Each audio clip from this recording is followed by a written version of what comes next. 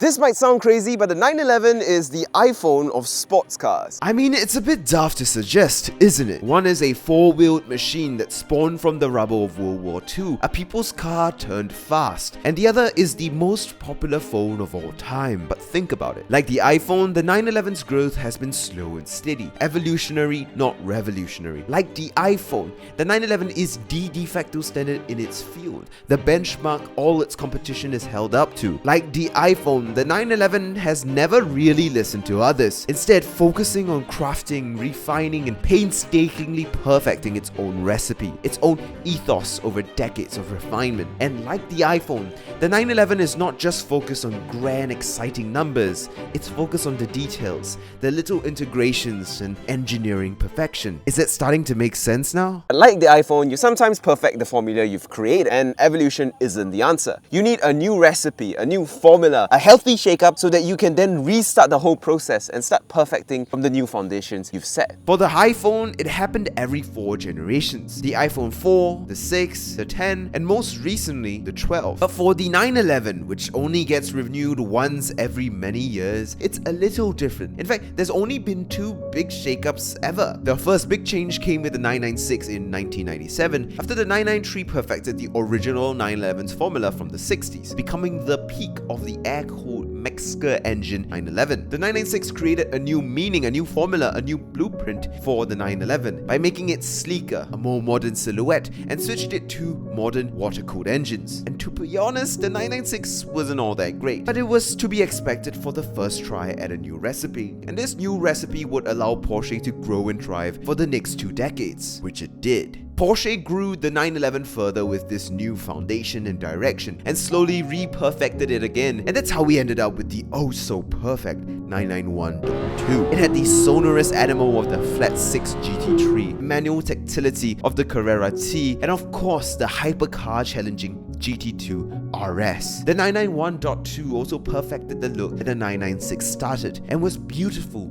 in its own right. Not in a drop-dead style of Italians, but more Elizabeth Olsen in a white dress. Okay, then what's next for Porsche? Well, it's this. The next big step for the 911, the 992. This being a landmark model in the 911 heritage, the first completely Volkswagen Group 911, you can learn a lot from what's changed here to see where the 911 will go into the uncertain, electrified future. And there are a lot of changes to talk about. One change is that the future of 911 is a whole lot bigger. The 992 has gotten a lot fatter than the 991.2, with 45mm going to its width, and it's also a bit heavier despite using all aluminium body panels. Thankfully though, most of its width only went to the front and rear axles, not elsewhere. The wider rear and front track, without a big widening of the midsection, gives the 992 a very stance look, taut, aggressive, with wide shoulders and muscly hips. Where the 991 was a sleek and streamlined salmon, the 992 is full-on crisp Bumstead. And that makes sense. It takes inspiration from the 930 turbos and inherits the aggressiveness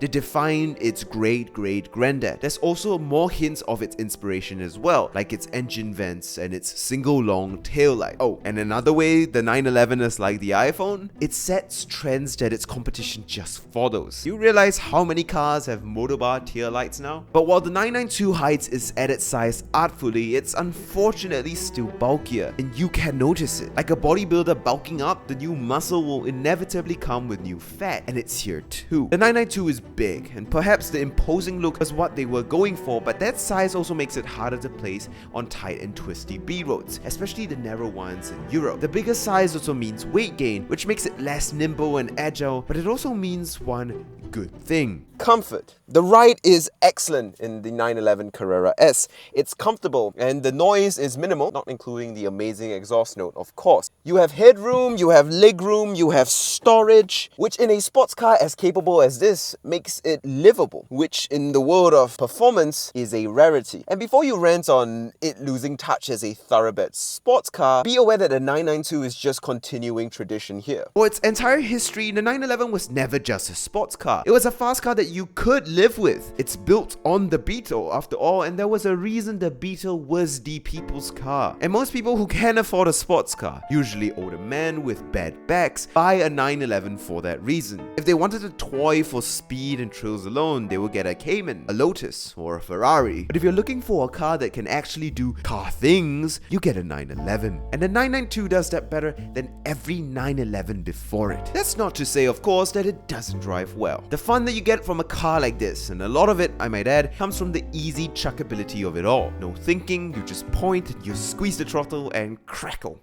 The wider car means wider tires, and wide tires means this just grips and hold on. It's ridiculously easy to go fast, but that doesn't mean it's not engaging. It entertains by being infallible, accelerates by being effortless. It feels precise and sharp as 911s should be. The car is relentlessly stable, going through flat and worry-free in the bends. And the power is always at the ready.